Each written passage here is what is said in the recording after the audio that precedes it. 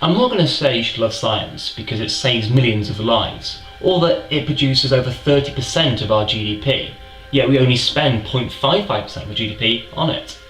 Instead, I'm going to talk about how science makes you think, from two perspectives: evaluation and querying. Now, everyone loves evidence. It's essential to any argument to prove a point, even if you're just arguing with your parents. But the higher up you go in any profession, and with regards to discussion, evidence gets abused more and more. And there's no better example than politics of this. Because in 2009, David Nutt was sacked from his role as drugs advisor because his research showed that ecstasy and LSD weren't as bad for you as alcohol and tobacco. But because his party wanted to implement the law saying that ecstasy was Class A, he got sacked. So we see in politics that you actually have evidence-based policy. But what you really want is policy based on observation, i.e. policy-based evidence. But why is science different? Because science has equal pressures in terms of gain. If it's you have a hypothesis and you prove it to be true, the amount of critical acclaim you get is fantastic.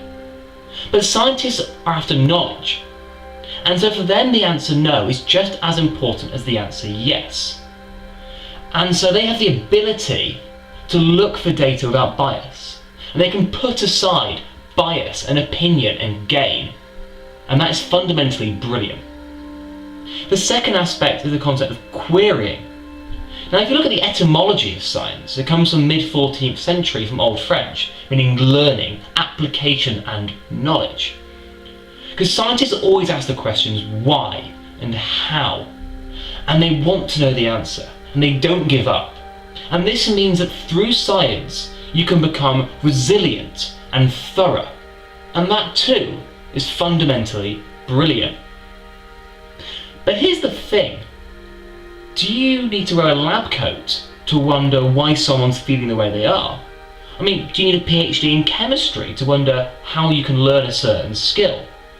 And is it a necessity to have a research grant just to observe how you can make your family life better? Because science isn't a profession, it's not an art, it's a way of life. And if you can put real observation before gain, and if you can keep asking the questions why and how, like you did when you were a toddler, then you can be a scientist too. And that's not just brilliant, that's beautiful. No, don't flatten it. Wait, I need to close the door. Okay. Oh, do you want the Snickers?